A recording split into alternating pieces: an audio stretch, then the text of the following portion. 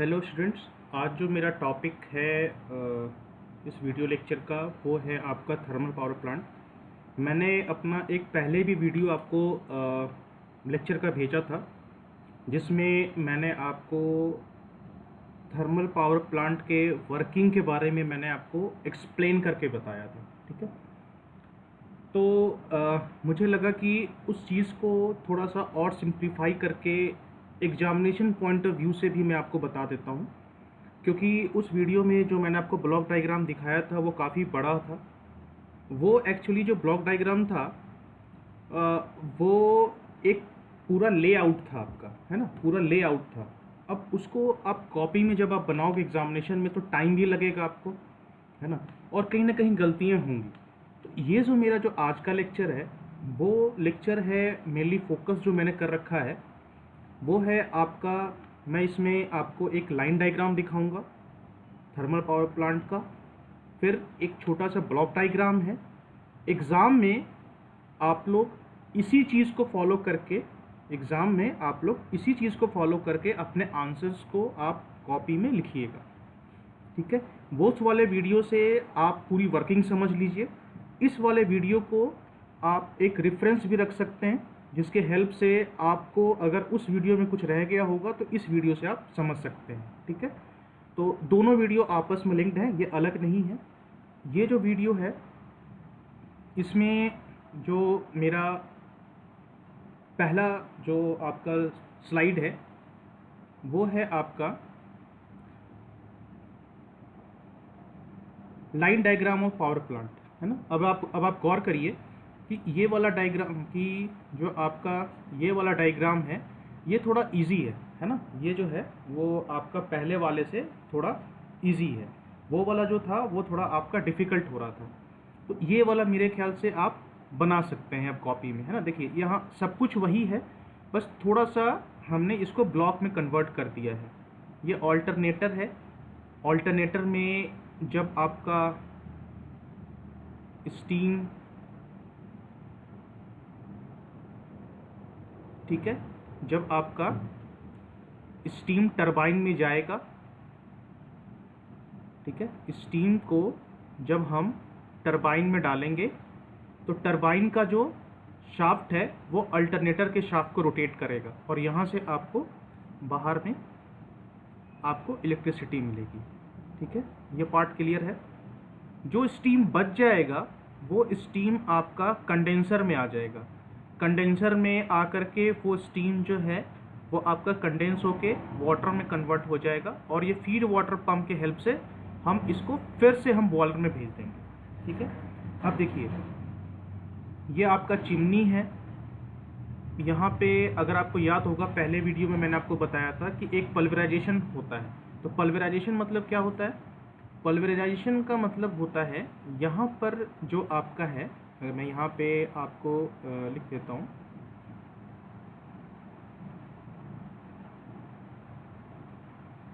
जो आपका पल्वराइज़र है ये क्या करता है, ये आपके कोल को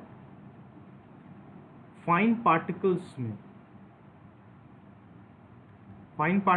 में बेसिकली ये हो गया आपका पाउडर फॉर्म, है ना। फाइन पार्टिकल्स मतलब क्या हो गया, ये आपका पाउडर फॉर्म ऑफ कोल हो गया। ठीक है, ये है आपका, ये चीज़ आपका यहाँ यूज़ होता है। बाकी ये प्री हीटर जो है वो मैंने बताया था कि एयर को प्री हीट करने के लिए, है ना। तो क्योंकि ऐसे जो एयर अगर आप नॉर्मल एयर अगर आप देखिए, नॉर्मल एयर में आपको मॉइस्चर भी हो सकता है, तो उस मॉइस्चर को हटाने के लिए और अपना फ्यूल का कंजम्पशंस को कम करने के लिए हम उस एयर को पहले हीट करते हैं, तो वो प्री हीटर हो गया। फिर ये कोल चॉपर है, कोल चॉपर में वही होता है, आपका पाउडर फॉर्म में हम कन्वर्ट करते हैं आपके कोल को। बाकी ये चिमनी है, यहाँ से आपका जो फ्लू गैस है वो बाहर निकल जाएगा।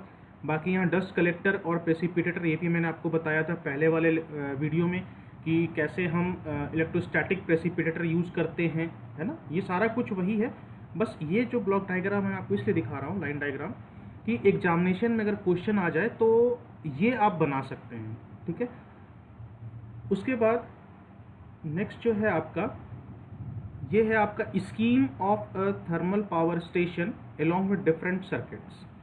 अब देखिए, एग्जामिनेशन में क्वेश्चन दो तरीके से आ सकता है। एक तो आ सकता है कि आपको एक्सप्लेन करने के लिए कि लेआउट आप एक्सप्लेन करिए।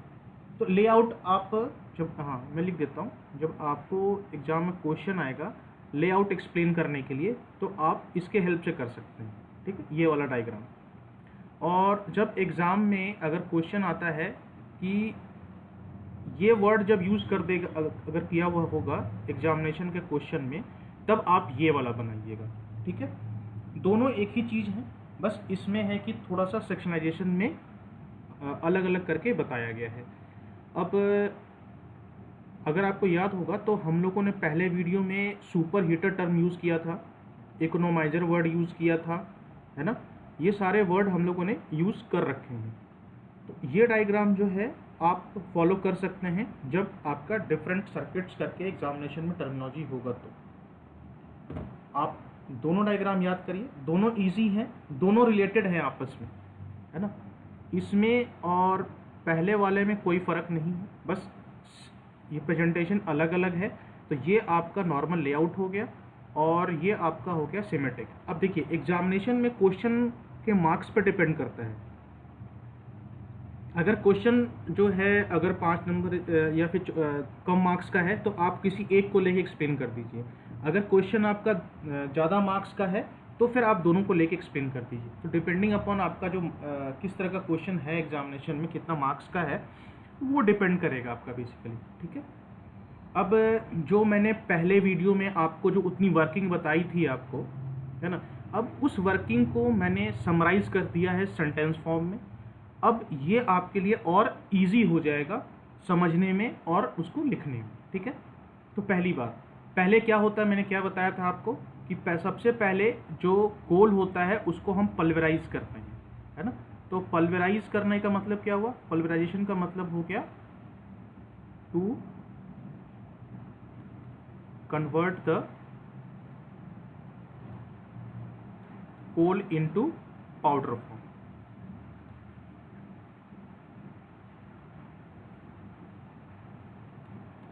ठीक है। इसको हमने कोल को पाउडर फॉर्म में हमने कन्वर्ट कर दिया, ठीक है।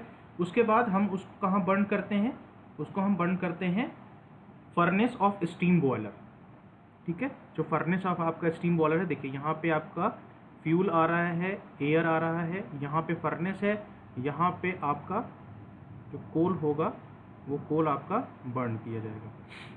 उसके बाद क्या है, high pressure steam is produce in the boiler. अब क्या हो रहा है, यहाँ पर इस बॉयलर के अंदर आपका हाई प्रेशर स्टीम बन रहा है, ठीक है। ये वाटर जो यहाँ से जा रहा है, ये पाइप के थ्रू जाता है, यहाँ से आपकी जो भी यहाँ से बर्न होकर के जो भी टेम्परेचर है वो ये इस पूरे बॉयलर सेक्शन का टेम्परेचर है उसको बढ़ाता है। तो जो भी पानी यहाँ से जा रहा है वो पानी जो है आपका क्या होगा, वेपर में कन्वर्ट हो जाएगा, स्टीम में कन्वर्ट हो जाएगा। और ये सुपर हीटेड HP स्टीम लिखा है, ठीक है। उसके बाद ये टरबाइन में जाएगा, टरबाइन के ये ब्लेड्स को घुमाएगा।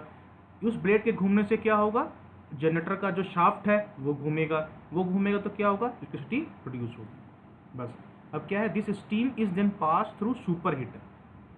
अब ये स्टीम पहले तो क्या होगा कि आपका जो स्टीम बने, ये जो है सुपर हीटर से अब सुपर हीटर का काम क्या था, अगर आपको याद होगा तो आपके स्टीम के प्रेशर को बढ़ाना। जब आप स्टीम प्रोड्यूस करते हो तो वो बिल्कुल ड्राई फॉर्म में स्टीम नहीं होता, उसमें कुछ मॉइस्चर भी होता है, ठीक है। जैसे घर में आप पानी गर्म करते हो तो वहाँ भी तो स्टीम निकलता है, लेकिन जब आप उस स्टीम में हाथ लगा करके देखो, वैसे ये सेफ्टी के लिए ठीक नहीं है, लेकिन फिर भी आप कभी फील करना, तो जब आप स्टीम में लगाओगे तो स्टीम थोड़ा सा आपका मॉइस्चर रहता है, उसमें थोड़ा सा पानी कंटेंट रहता है, तो वो आपका टरबाइन के ब्लेड के लिए फेवरेबल नहीं है। टरबाइन का जो ब्लेड है उसमें रस्ट लग सकता है, ठीक है।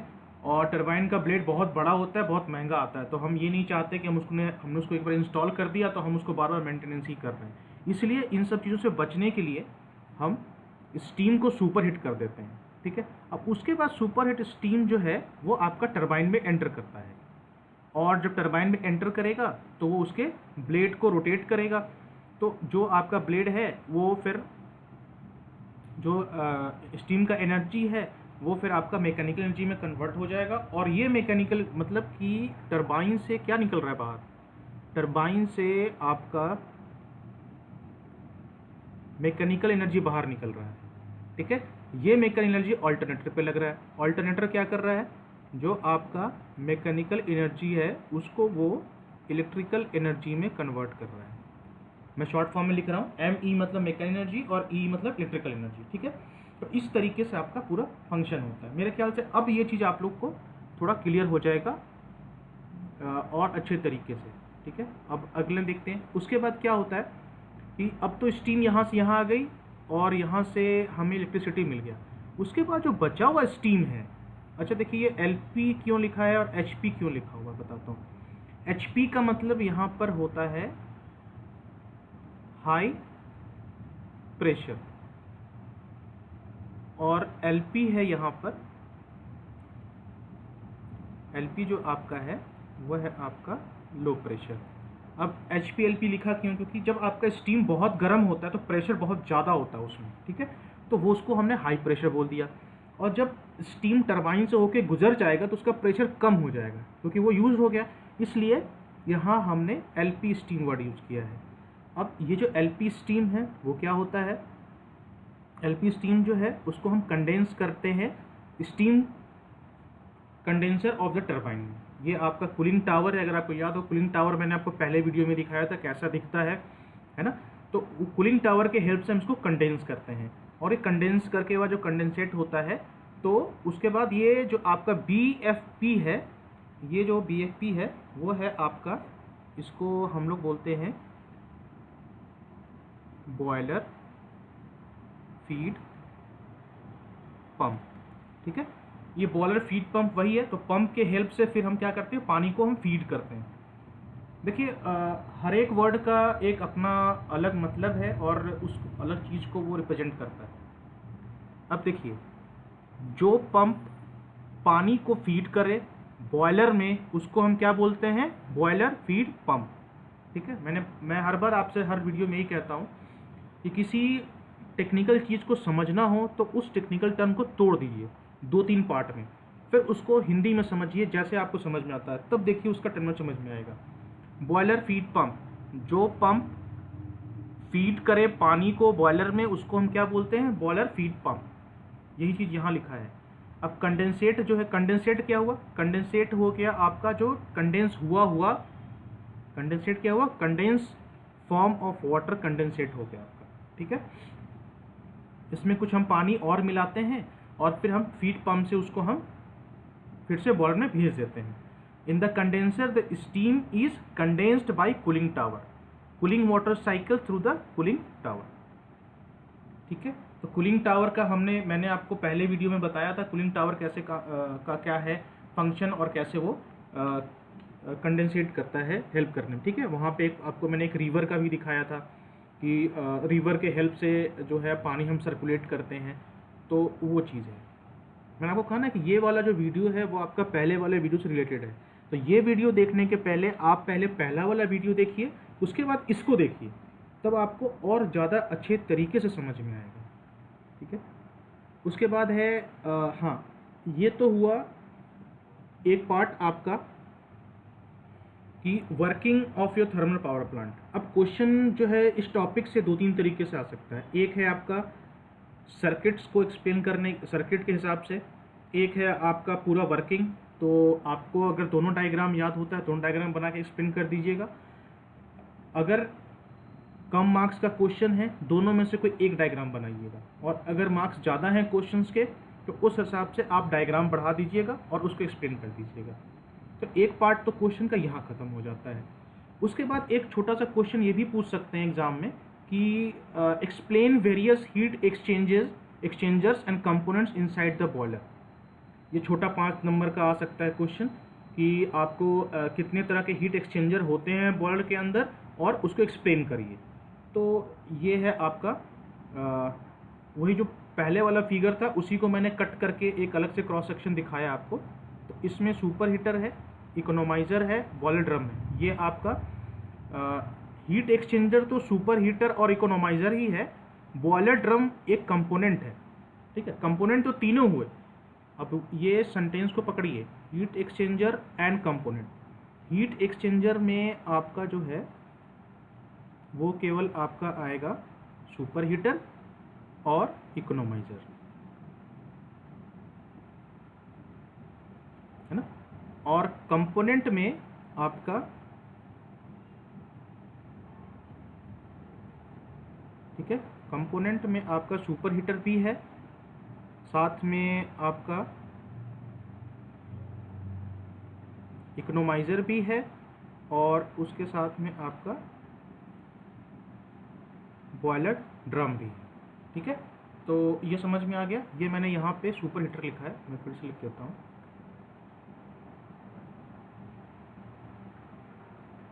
ठीक है। तो हीट एक्सचेंजर में इकोनोमाइजर और सुपर हीटर और कंपोनेंट्स जब पूछेगा तो तीनों लिखना होगा। तो क्वेश्चन के सेंटेंस को पकड़िएगा, क्या पूछ रहा है। ऐसा नहीं कि वो आपसे पूछ रहा है कंपोनेंट और आप केवल यही दोनों लिख के चले आए, तो नंबर कटेंगे। इसमें आपको बॉयलर ड्रम भी लिखना पड़ेगा। और आपसे अगर पूछ रहा है हीट एक्सचेंजर और आप बॉयलर ड्रम भी लिख के चले आए, तो हो सकता है नंबर इस पर भी कट जाए, क्योंकि पूछ रहा है आपसे हीट एक्सचेंजर और आप उसमें बॉयलर ड्रम भी लिख के चले आ रहे हो। तो प्लीज़ क्वेश्चन को ध्यान से पढ़िएगा, क्या पूछ रहा है उसके अकॉर्डिंग ही आप आंसर दीजिएगा, ठीक है। उसके बाद आइए, अब इकोनोमाइज़र मैंने पहले भी बताया था। इकोनोमाइज़र क्या होता है? इकोनोमाइज़र जो है वो फीड वाटर को हीट करता है। ध्यान दीजिए, इकोनोमाइज़र जो है वो फीड वाटर को हीट करता है, और हीट कहाँ से लेता है? हीट वो लेता है फ्लू गैस से, ठीक है। इकोनोमाइज़र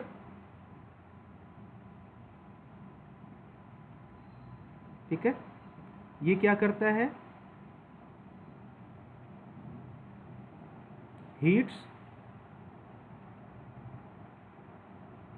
फीड वाटर, और ये हीट कहाँ से लेता है? ये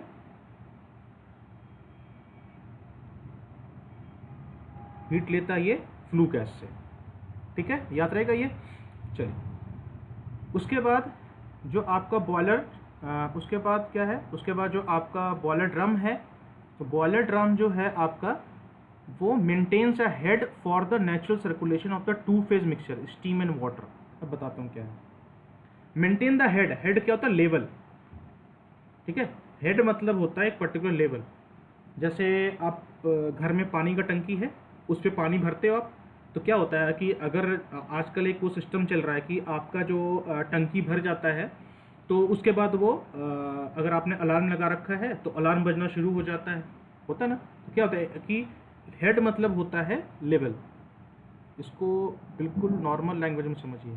देखिए, ये एक और ये टेक्निकल वर्ड्स मैंने इसलिए दे रखा है आपको, क्योंकि अगर आप एग्ज़ाम में लिखेंगे तो ये सब ये लिखेंगे तो मतलब जो बंदा कॉपी चेक करेगा उसको लेकर नहीं, बंदे को पता है।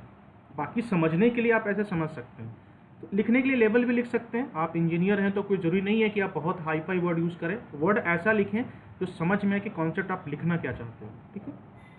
तो it maintains a level for the natural circulation of two phase mixture. अब स्टीम और वाटर, अब ये क्या टू फेज मिक्सचर?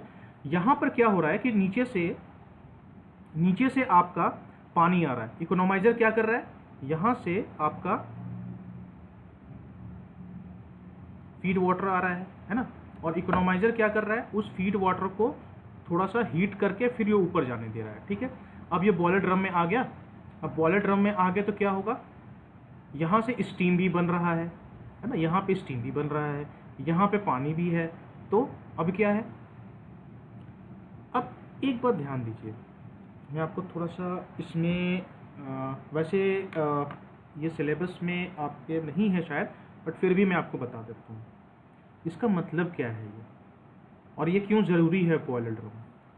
अब देखिए, पहले ध्यान से समझिए।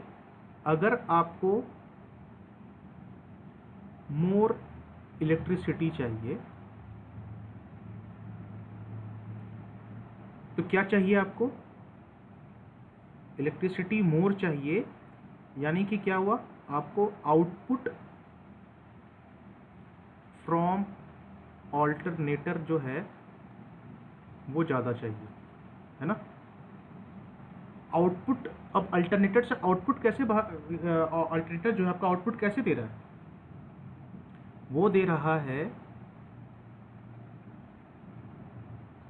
टरबाइन का जो शाफ्ट है,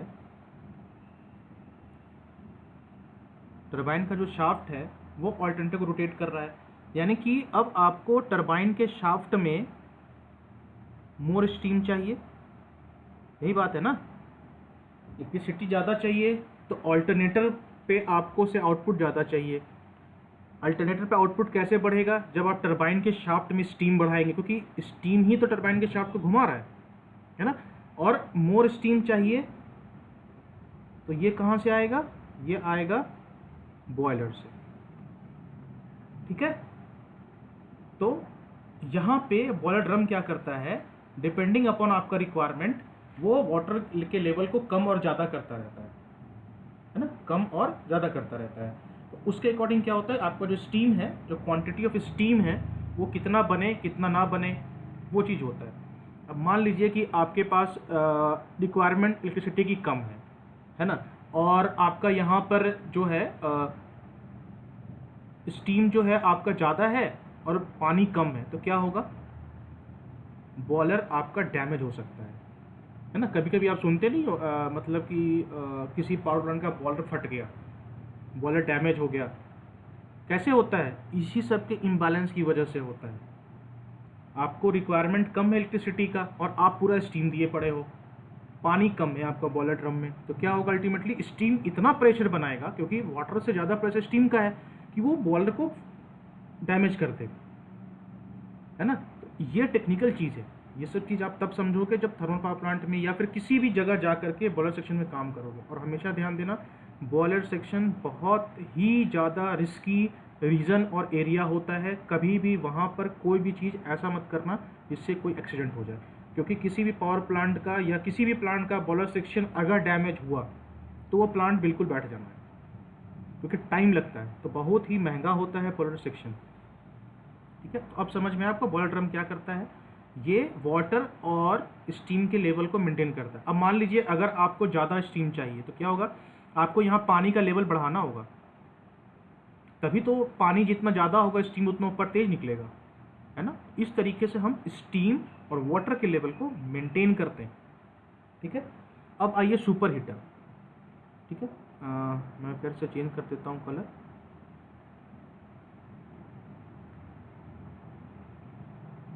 हाँ, अब आइए सुपर हीटर, है ना। सुपर हीटर, तो सुपर हीटर क्या करता है? देखिए, ये भी सुपर हीटर भी जो है वो फ्लू गैस से लेता है हीट, ठीक है, लेकिन ये स्टीम का टेम्परेचर रेज करता है, ठीक है। अब समझ में आया? इकोनोमाइजर था कि वो फीड वाटर को हीट करता है फ्लू गैस के हीट लेने से। जो सुपर हीटर है ना, मैं यहाँ लिख देता हूँ, जो आपका सुपर हीटर है, ये सुपर हीटर जो है वो आपका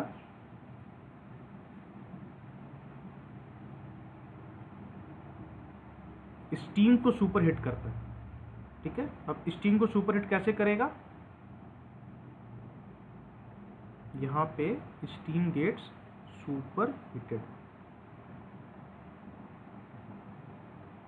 अब स्टीम कैसे सुपर हीट होगा?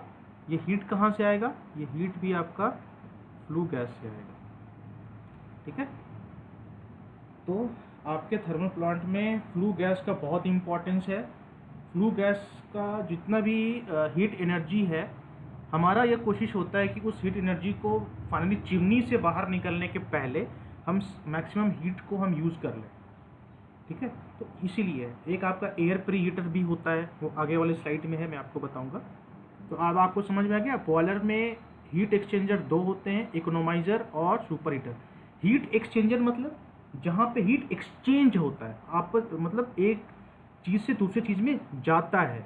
तो क्या हो रहा है, इकोनोमाइजर में भी हीट जो है वो फ्लू गैस के थ्रू जा रहा है, और इसमें भी कैसे, ये फ्लू गैस के थ्रू जा रहा है ना। दोनों में फ्लू गैस से हम हीट एक्सचेंज कर रहे हैं, हीट हम ले रहे हैं सॉरी है ना। तो इसलिए हम क्या बोलते हैं, इसको हम हीट एक्सचेंजर बोलते हैं।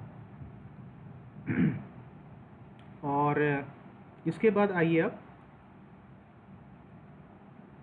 हाँ, अब अब देखिए एक और क्वेश्चन बनता है, एक क्वेश्चन ये बनता है, explain various heat exchangers in thermal power plant. फिर से बच्चों मैं कह रहा हूँ सेंटेंस को, क्वेश्चन के सेंटेंस को ध्यान से पढ़ना। पहले वाला जो था, ठीक है, पहले वाला जो था वो हीट एक्सचेंजर इन बॉयलर की बात हो रही थी, ठीक है। ये जो है पूरे पावर प्लांट की बात की जा रही है, पूरे थर्मल पावर प्लांट की बात कर रही है। जब ये क्वेश्चन आएगा तो इसमें आपको इकोनोमाइजर और सुपर हीटर तो लिखना ही लिखना है, एयर प्री हीटर और री हीटर भी लिखना है, ठीक है। तो अगर आपसे क्वेश्चन पूछा जाएगा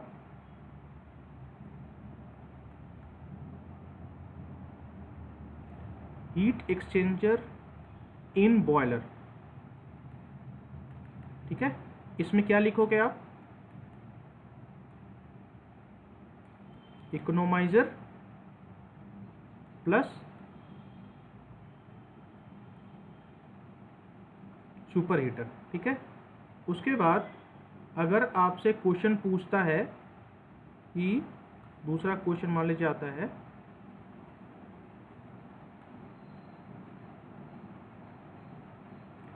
हीट एक्सचेंजर इन थर्मल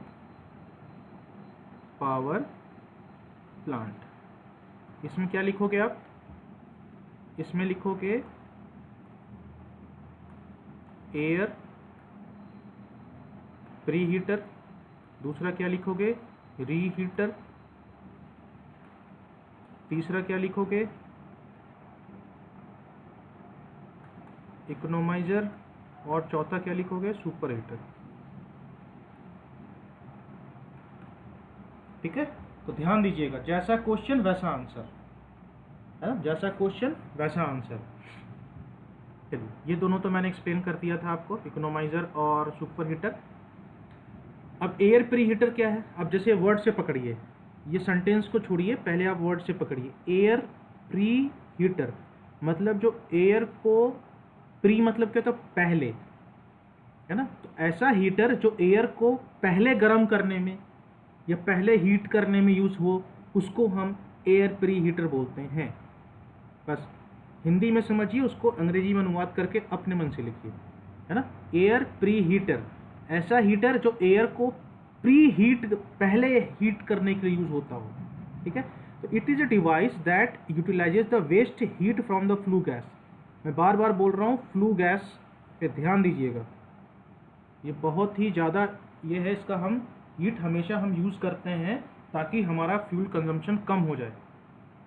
देखिए मैं फ्यूल कंजम्पशन बोल रहा हूँ, फ्लू गैस बोल रहा हूँ, स्पेलिंग हमेशा करेक्ट करिएगा।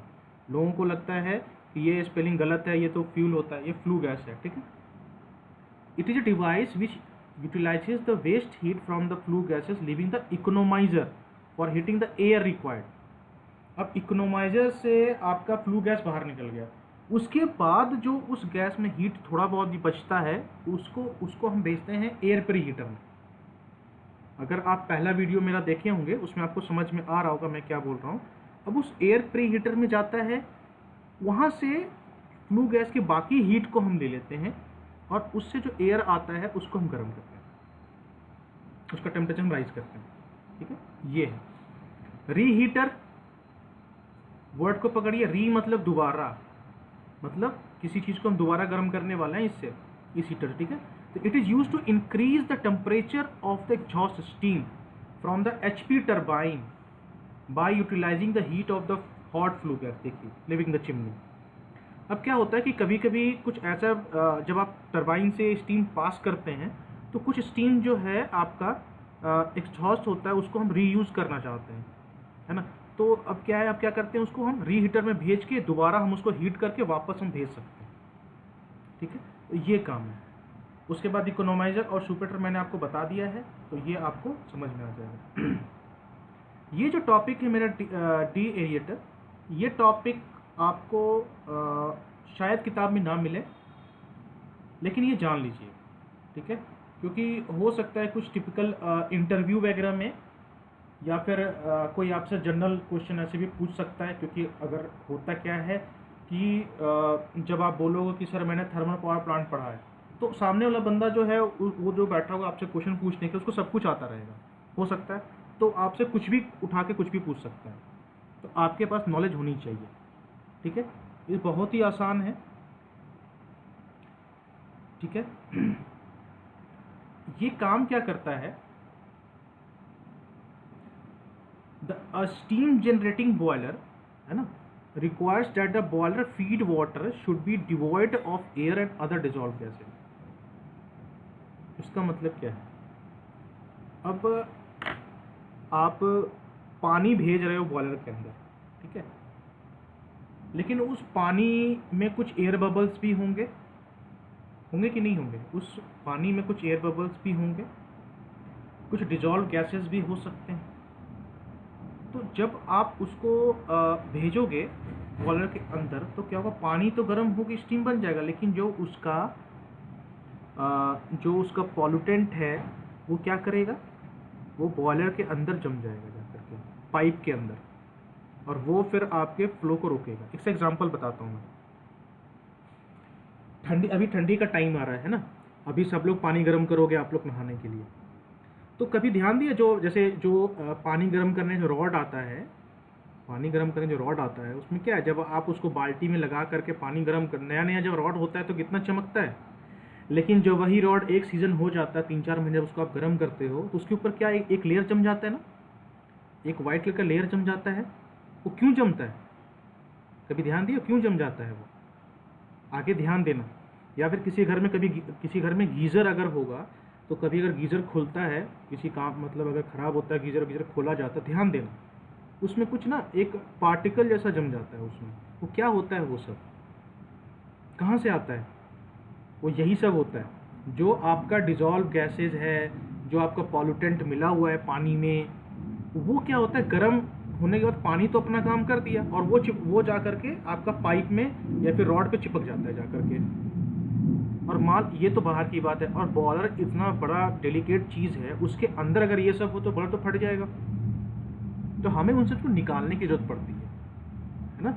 तो इसी चीज़ को निकालने के लिए हम डी-एरिएटर यूज़ करते हैं, है ना। देखिए लिखा है, in order to avoid corrosion of metal, power station uses a de-aerator for removal of air and other dissolved gases from the boiler। आपको क्या लगता है, आपके घर में जो पानी आता है प्योर वाटर है, उसमें कुछ डिजॉल्व गैसेस भी होते हैं, हम नहीं देख पाते उस चीज़ को ध्यान से, है ना, नहीं समझ आता, लेकिन जब आप उसको गर्म करते हो तो क्या होता है, थोड़ा बहुत है। अब आपको क्या लगता है कि आपके पास अगर 100 लीटर पानी है, जब आप उसको गर्म करोगे तो क्या आपको 100 लीटर स्टीम मिलेगा, कभी नहीं मिलेगा, क्यों, उस पानी में गंदगी है, ठीक है, उस गंदगी ने भी आपके 1 लीटर जार की जगह को घेर रखा है। जब गर्म करोगे तो जो प्योर वाटर है वही स्टीम में कन्वर्ट होगा, इसीलिए हम कहते हैं स्टीम से जो पानी आपको मिलेगा, स्टीम को कंडेंस करने के बाद जो पानी मिलता है वो प्योर फॉर्म होता है हमेशा, ठीक है। तो ये हो गया।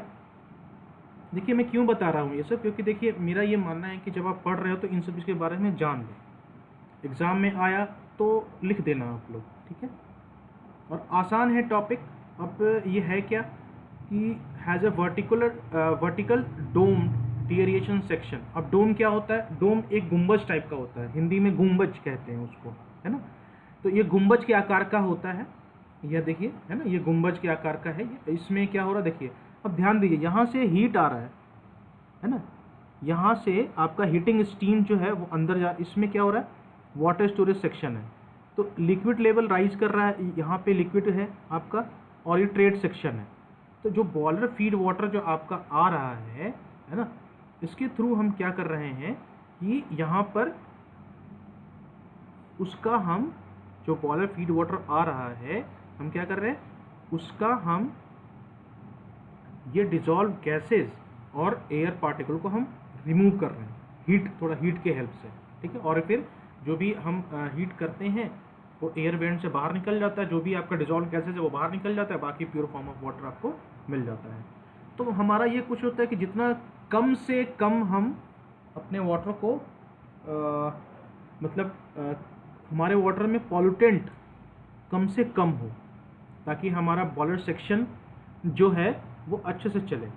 और एक चीज़ और है, अगर आपके पानी में इम्प्योरिटी ज़्यादा होगी तो आपको ज़्यादा हीट चाहिए पानी को स्टीम में कन्वर्ट करने के लिए।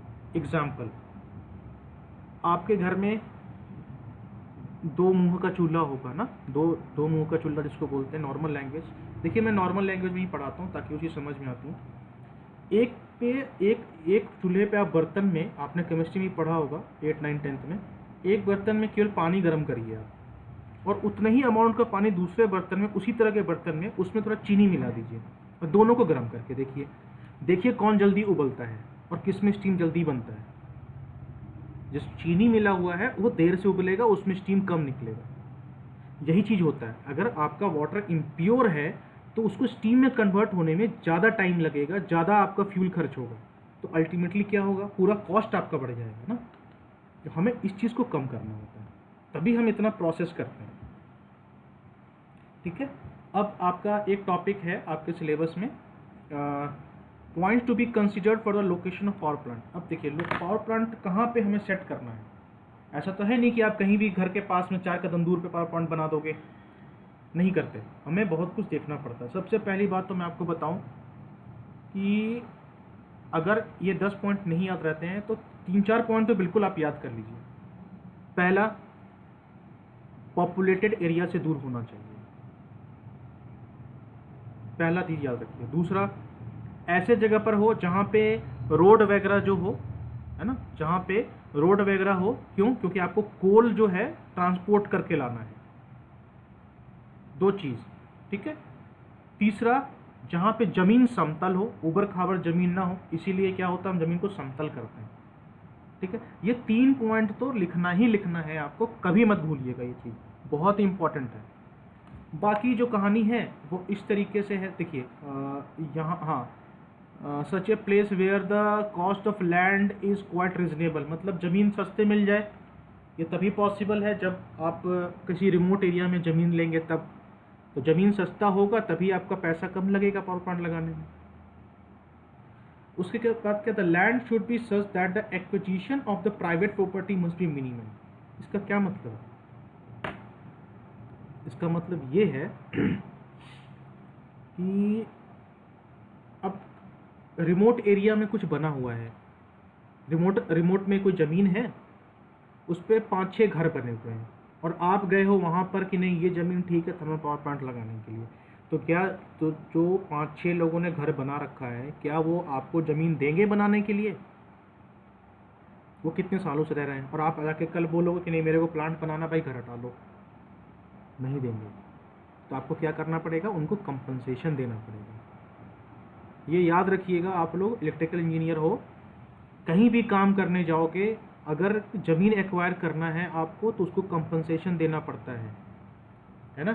एक टर्म मैं आपको बता देता हूँ, शायद आप लोग आगे आने वाले दिन में यूज़ करोगे, ROW, row, right of way, ये कंपनसेशन का पार्ट होता है। ठीक है, तो ROW वैसे हम ट्रांसमिशन लाइन में यूज़ करते हैं बेसिकली, लेकिन आप यहाँ भी समझ सकते हैं। तो क्या होगा, आपको उस बंदे को पैसे देने पड़ेंगे 6 लोगों को, या तो आप पैसे दे दो या उसके लिए कहीं और घर बना दो। तो आप क्या कर रहे हो, उन 6 लोगों के घर को एक्वायर कर रहे हो। अब मान लीजिए आपने ऐसी जगह चुन ली जहाँ पूरा बसा हुआ है, 100-500 घर बने हुए हैं, आप जाके वहाँ बनाओगे थर्मल पावर प्लांट, बोलोगे भाई आप अपना घर खाली कर दो, हमें यहाँ प्लांट बनाना है। आप 500 घर का कंपनसेशन दोगे तो महंगा पड़ेगा, सारा कॉस्ट जुड़ता है जब आप पावर प्लांट बनाते हो। इसीलिए हम कोशिश ये करते हैं, एक्विजिशन मतलब होता है एक्वायर करना, मतलब अपने साथ लेना, है ना। तो एक्विजिशन ऑफ प्राइवेट प्रॉपर्टी कम से कम हो, तो ये तभी पॉसिबल है जब आपका लैंड जो हो, है ना, वो रिमोट में हो। ठीक है, ये ध्यान रखिएगा। उसके बाद कूलिंग के लिए हमें पानी चाहिए, तो आपको रिवर के पास बनाना पड़ेगा, या फिर ऐसा जगह चुनिए जहाँ से रिवर से आपका पानी आराम से आ जा सके। ठीक है, उसके बाद ability of huge amount of fuel eight reasonable cost. ठीक है, इसका देखिए क्या इंपॉर्टेंस है। आपको कोयला चाहिए धनबाद से, धनबाद में झरिया एक जगह है, आपको वहाँ से कोयला चाहिए, और आप पावर प्लांट बना रहे हो मध्य प्रदेश में, ठीक है, तो फिजिबल है ये चीज़? आप धनबाद से कोयला मंगाओगे, पहले वो एमपी पहुंचेगा, एमपी पहुंचने में कितना खर्च होगा, ट्रेन का खर्चा, गाड़ी का खर्चा, ट्रांसपोर्ट का खर्चा, ठीक है। तो ये भी हमें देखना है कि हम कोयला कहाँ से मंगा रहे हैं, हमारा जो खर्चा है वो कम से कम हो। इसीलिए कहा गया है कि रीजनेबल कॉस्ट, ठीक है, रीजनेबल कॉस्ट में मिले, मतलब कम दाम में मिले। The plant should be established on a plain land, plain land जो भी मैं आपको बोल रहा था, ऊपर खाबर नहीं होना चाहिए, ठीक है। The soil should be such that it should provide good and firm foundation, मतलब अब इसका मतलब क्या है कि मिट्टी ऐसा होना चाहिए जहाँ पे आपका फाउंडेशन मजबूत हो। एग्जाम्पल, घर बनाते हो आप, है ना, तो घर में जब आप गड्ढा खोद के फाउंडेशन डालते हो तो आप क्या देखते हो कि जहाँ पे मिट्टी जो है थोड़ा कड़क हो। ऐसा जगह तो आप करते नहीं जहाँ पे आप मिट्टी खोदे पानी निकल रहा है वहाँ फाउंडेशन कर रहे हो, नहीं करते। इसलिए कहा गया मिट्टी ऐसा हो कि जहाँ फाउंडेशन करे तो फाउंडेशन पकड़े उस चीज़ को, मजबूत रहे, है ना। तो इस चीज़ को ध्यान में रखा जाता है। उसके बाद क्या है, thermal power plant location should not be, देखिए जो मैं कह रहा, should not be very near to dense locality as there are smoke, noise, steam, water vapour. अब ये नॉइज स्टीम जो है ये क्या होता है पता है, जब बॉयलर सेक्शन से जब बॉयलर सेक्शन कोई बंदा काम करता है, कभी आप पूछिएगा, अगर आपके कोई भाई बहन या आपके रिश्तेदार में कोई काम करता हो इसमें, उनसे पूछिएगा कि बॉयलर सेक्शन में आवाज़ें कैसी आती है। इतनी तेज़ आवाज़ आती है कि वो आपके कान का जो वो होता है ना पर्दा, वो फट सकता है। इसीलिए जो लोग बॉयलर प्लांट में काम करते हैं उनको ना एक हम कान में पहनने के लिए उसको एक डिवाइस देते हैं जिसको लगाने से आवाज़ कम जाती है कान के अंदर, है ना। उसको हम नॉइज़ को वो रोकता है, नहीं तो इतनी नॉइज़ होती है कि एक सिंपल बंदा जो है उसका कान का जो है वो पर्दा फट सकता है ना। तो वो हम देते हैं स्टॉपर टाइप का कान में लगाने के लिए, इसलिए है नॉइज़। अब वो चीज़ अगर उतना नॉइज़ अगर आप आसपास के लोकेलिटी में करोगे तो मतलब बहुत ज़्यादा नॉइज़ होता है, तो उसमें क्या होगा, पशु पक्षी छोटे बच्चे सब डर जाते हैं, है ना। तो इन सब की वजह से थोड़ा सा हम नॉइज़ पोल्यूशन भी ज़्यादा होता है। वाटर वेपर, क्योंकि मैंने बताया था आपको कि जब पानी को हम ठंडा करते हैं तो वाटर वेपर वगैरह निकलता है ना, जो कूलिंग टावर वगैरह से निकलता है। अब वाटर वेपर मतलब पानी का वेपर है, आप उसको नॉर्मल लोकल एरिया में अगर छोड़ो तो क्या होगा, पूरे एरिया में पानी पानी जम जाएगा जब वाटर कंडेंस करेगा तो, और वो वाटर जो है वो पॉल्यूटेंट के साथ मिल करके वो बीमारी करेगा लोगों को। There must be ample scope of development of future demand. इसको समझिए, मान लीजिए कि आपके पास अभी 6 मेगावाट का डिमांड है, 2 साल के बाद आपको 12 मेगावाट का डिमांड होने वाला है। मान लीजिए बढ़ जाता है, वैसे इतना नहीं बढ़ता है, 6 से 7 8 ऐसा होता है। तो एग्जांपल मैं बता रहा हूँ कि मान लीजिए अभी आपने इंस्टॉल किया, वो 6 मेगावाट का काम करता है। अब आपको मान लीजिए कि 5-6 साल के बाद 12 मेगावाट की ज़रूरत है, तो क्या आपके पास ये प्रोविज़न है कि आप उसको मॉडिफाई करके 12 मेगावाट जनरेट कर सकें? इसको ध्यान में रखा जाता है। क्यों? क्योंकि अब आप ऐसा तो करोगे नहीं कि अभी आपका 6 मेगावाट है, कल हो के 8 मेगावाट चाहिए तो आप लगे नया प्लांट बनाने। आपको एग्जिस्टिंग प्लांट में ही ऐसा प्रोविज़न चाहिए कि उसमें कुछ एडिशन करके आप जो डिमांड है वो कर सको, ठीक है। तो इन सब चीज़ का ध्यान रखा जाता है जब भी हम कुछ, वैसे केवल पावर प्लांट में नहीं, हर चीज़ में किया जाता है। एग्जाम्पल बताता हूँ, आप लोग के पास मोबाइल फ़ोन है ना, हर किसी के पास। आजकल आप लोग क्या कर रहे हो, 4 GB RAM, 8 GB RAM, 6 GB RAM. क्या मतलब है इसका? कभी आपने यूज़ किया पूरा 6 GB रैम वाला मोबाइल फ़ोन, पूरा 6 GB का यूज़ कर लिया है? नहीं। कभी देखना मेमोरी में हमेशा आपका 2, 2.5, 3 GB तक ही आप पहुँच पाए, लेकिन फिर भी हम क्यों लेते हैं 4 GB 6 GB का? क्यों? फ्यूचर में अगर ज़रूरत पड़े तो, क्योंकि हर एक एप्लीकेशन का साइज़ बढ़ता चला जाता है। जैसे व्हाट्सएप का एग्जांपल लेता हूँ, व्हाट्सएप आपका हर एक 1-1.5 महीने 2 महीने पे नया अपडेट इंस्टॉल करता रहता है। तो अपडेट इंस्टॉल करता है तो क्या था, मेमोरी में साइज ही तो ले रहा है वो। तो उस चीज़ को ध्यान में रख करके हम क्या करते हैं, हम ज़्यादा रैम का लेते हैं मोबाइल फ़ोन। वही चीज़ यहाँ भी दिमाग लगता है कि अगर अभी 6 मेगावाट चाहिए, है ना, बाद में अगर 2 साल के बाद 8 मेगावाट चाहिए तो क्या आप नया पावर प्लांट बनाने जाओगे? नहीं। जो एग्जिस्टिंग है उसी में मॉडिफाई करने का आपके पास जगह होना चाहिए, स्कोप होना चाहिए। ठीक है, देखिए ये सारे पॉइंट मैं इसलिए हिंदी में समझा रहा हूँ, दिमाग में रखिए, जा करके एग्जाम में लिख दीजिए। रटने की ज़रूरत नहीं है, मैं आज भी कहता हूँ रटने की ज़रूरत नहीं है। डायग्राम्स बस याद करिए, कॉन्सेप्ट दिमाग में रखिए, आराम से जाइए एग्जाम में लिख कर आइए, कोई टेंशन नहीं। ठीक है, place of ash handling plant of thermal power station should be available very nearby. Ash handling का मैंने आपको बताया था पहले वाले वीडियो के साथ, याद होगा। ऐश हैंडलिंग क्या कहते हैं? जो ऐश बच जाता है उसमें 2 तरह का ऐश मैंने बताया था, एक स्लरी का बताया था, वो तो हम बाहर निकाल देते हैं, तो वो भी स्कोप होना चाहिए आपका कि कैनल या नाले वगैरह में बाहर निकाल दिया। जो ऐश बच गया पाउडर फॉर्म में, उसको आपको कहाँ भेजना है? सीमेंट फैक्ट्री में। तो वो भी चीज़ आपको देखना है कि जहाँ पे आसानी से उसको हम ऐश को डिस्पोज कर सकें। ठीक है, और very tall chimney of power station should not obstruct the traffic of airship. ऐसा नहीं है कि आप बहुत लंबा चिमनी बना दिए। आपने कभी ध्यान दिया चिमनी के ऊपर लाल लाल बत्तियां जलते रहती हैं रात में? कभी ध्यान दीजिएगा, चिमनी हो गया, मोबाइल टावर हो गया, रात में लाल रंग का बत्ती जो है ब्लिंक करता रहता है, जलता रहता है, बूझता रहता है। क्यों? क्योंकि रात के टाइम जो एयरशिप होते हैं, जो एयरप्लेन है, ये सब है, उनको दिखे कि हाँ हाइट पे कुछ है। उसी तरीके से चिमनी में भी हम करते हैं।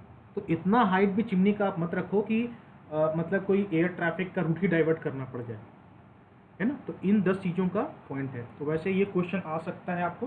मैंने 10 पॉइंट दिए हैं, मेरे ख्याल से 10 आपको याद रहेंगे कि 10 जनरल लाइफ के पॉइंट्स हैं। ऐसा कोई भी टेक्निकल पॉइंट मैंने नहीं लिखा है इसमें जो आपको मतलब समझ में ना आए। ठीक है, और इसके बाद थोड़ा एडवांटेज डिसएडवांटेज है, ये हर एक टॉपिक के साथ होता है। तो मैंने लिख दिया 5 नंबर का क्वेश्चन आ सकता है कि क्या है एडवांटेज, क्या है डिसएडवांटेज। तो लो इनिशियल कॉस्ट होता है क्योंकि ज़्यादा इसमें कुछ लगना है नहीं, कोयला लगता है, बॉयलर लगता है, और ज़्यादा इसमें कुछ ज़्यादा रिक्वायरमेंट होती नहीं है। इसमें land required less than hydro power plant. अब जब हाइड्रो पावर प्लांट मतलब क्या होता है? जब पानी से जब आप बिजली बनाते हो, उसमें याद कितना बड़ा बड़ा मतलब आपको डैम बनाना पड़ता है, फिर आपका जो है पूरा आपका पेन स्टॉक वगैरह लगा करके हम पानी भेजते हैं, फिर गिराते उस पर ऊपर टरबाइन के ऊपर देते हैं। तो कभी आप अपने आसपास के एरिया में डैम जा करके देखना, उसका एरिया देखना, और पावर प्लांट का एरिया जाकर देखना, थर्मल पावर प्लांट का, दोनों एरिया में फ़र्क है, वही लिखा है इस पॉइंट में। Since coal is the main fuel and its cost is quite cheap than petrol and diesel, so economical. कोयला सस्ता है पेट्रोल डीजल से, इसलिए इसको हम यूज़ कर सकते हैं। मेंटेनेंस आसान होता है, उतना कोई रफ मेंटेनेंस नहीं है इसका। मेन आपका बॉयलर सेक्शन का मेंटेनेंस है और टरबाइन सेक्शन का है थोड़ा बहुत। तो अगर वो आपका सही से आपका काम कर रहा है तो सब कुछ ठीक ठाक चल रहा है।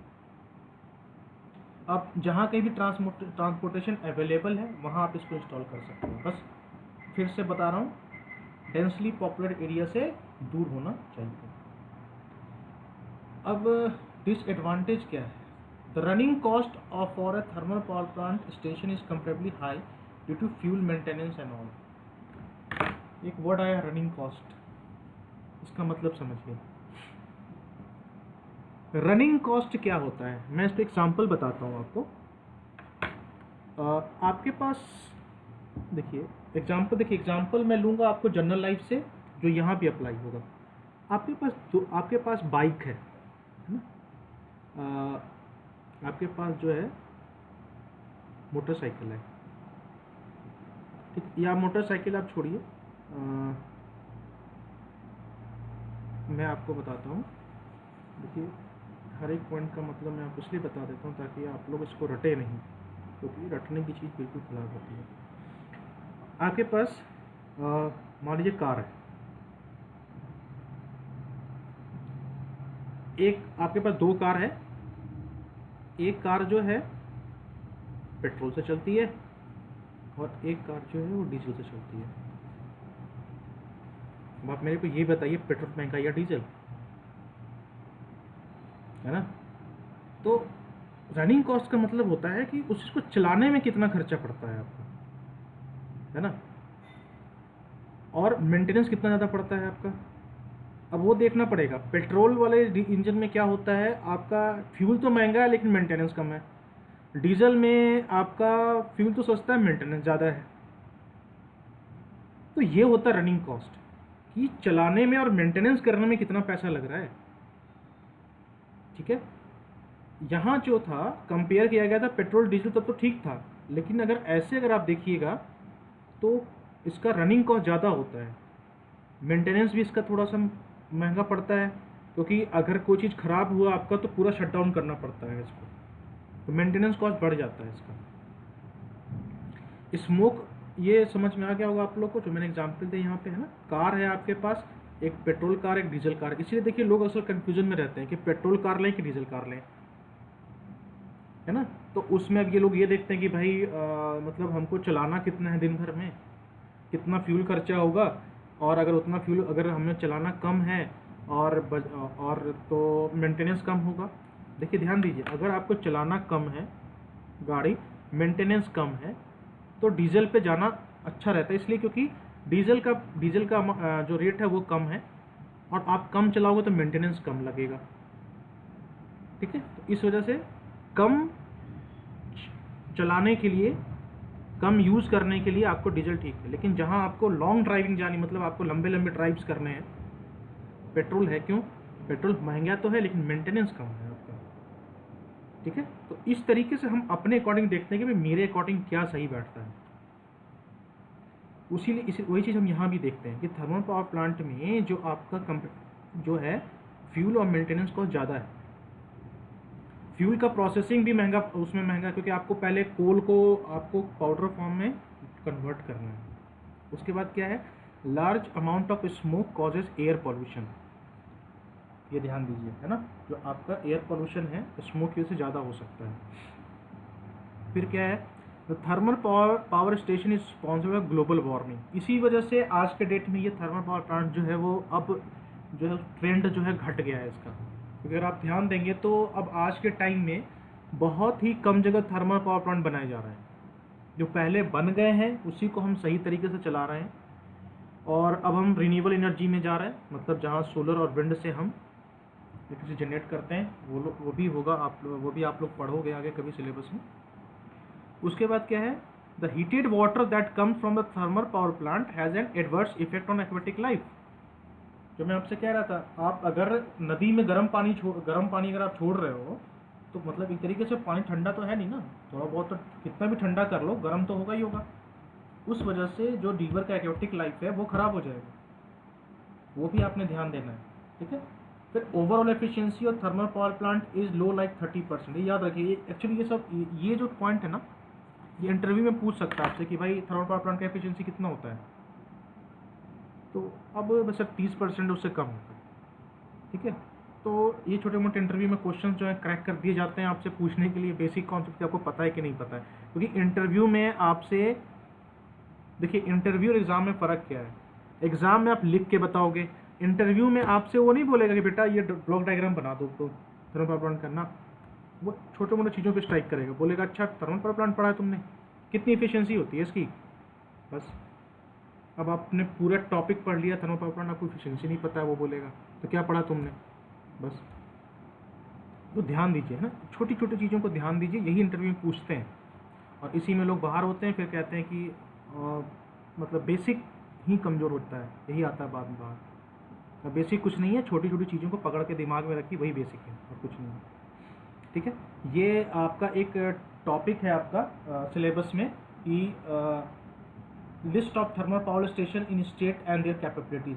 वैसे मैं इसको स्लाइड में ऐड कर सकता था, लेकिन वो बेवजह स्लाइड का लेंथ बढ़ा देता, उसका कोई मतलब नहीं होता, तो इसलिए मैंने ये लिंक दे दिया है, मैंने लिंक ढूंढा था ये वाला, इस लिंक पे बच्चे आप लोग जाइए, इसको क्लिक करिए, यहाँ पे जितने भी हैं वहाँ पे आपको दिख जाएगा। ठीक है, तो इसलिए जैसे मैं एक बार इसको कोशिश करता हूँ इसको ओपन करने का।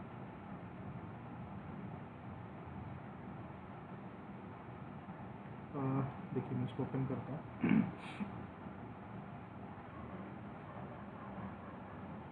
इसमें आपको ना वो लिस्ट ऑफ आपको पूरा जो है वो पावर प्लांट जो है वो आपको दिख जाएगा।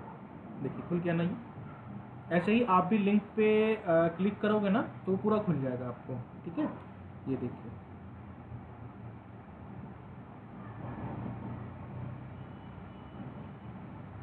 तो इस तरीके से आप जो है वो लिंक को ओपन कर लीजिएगा, वो आपको दिख जाएगा, ठीक है। तो ये है, और हर बार की तरह मैंने भी आप लोग के लिए आप लोग को बताने के लिए मैंने कुछ रेफरेंसेस लिए थे, तो वो ये है रेफरेंस। तो ये सारे रेफरेंसेस हैं जो मैंने लिए थे आप लोग को समझाने के लिए। ये वेबसाइट है, और ये मैंने जो स्लाइड जो मैंने बनाया है वो इस के स्लाइड्स के हेल्प से थोड़ा सा मटेरियल मैंने यहाँ से भी लिया है, और यहाँ से। एक्चुअली क्या होता है, जब आप पढ़ते हो ना तो आपको 3-4 जगह से रिफ़र करना होता है, आप किसी चीज़ पे डिपेंड नहीं रहते। इसलिए जब भी मैं पढ़ता हूँ तो मैं वेबसाइट वगैरह से रिफ़र करके उसको फिर कॉन्साइज करके आप लोग को देता हूँ। तो आप लोग चाहो तो इसको रिफ़र कर सकते हो, नहीं तो स्लाइड पढ़ लो, कोई बात नहीं, है ना। लेकिन मैं इसलिए देता हूँ ताकि ये आप लोग भी अगर कभी मन किया कि चलो देखते हैं और पढ़ के देखते हैं, इसलिए मैं देता हूँ ताकि आप लोग भी पढ़ो, डाउट हो तो पूछो। इसलिए मेरा मेन मकसद ये होता है, क्योंकि नॉलेज लिमिट नहीं होना चाहिए।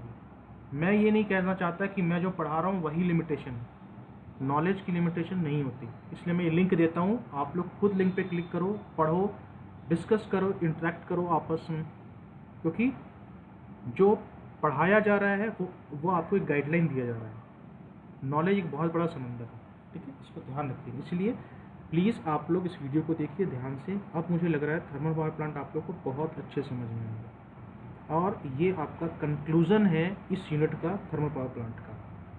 इसके बाद मैं आपका जो नेक्स्ट यूनिट है उसका मैं आपको वीडियो भेजूँगा। तो तब तक के लिए आप इसको देखिए, और जो भी डाउट हो आप पूछिए, okay. So thank you so much for watching this video, and please do take care of yourself.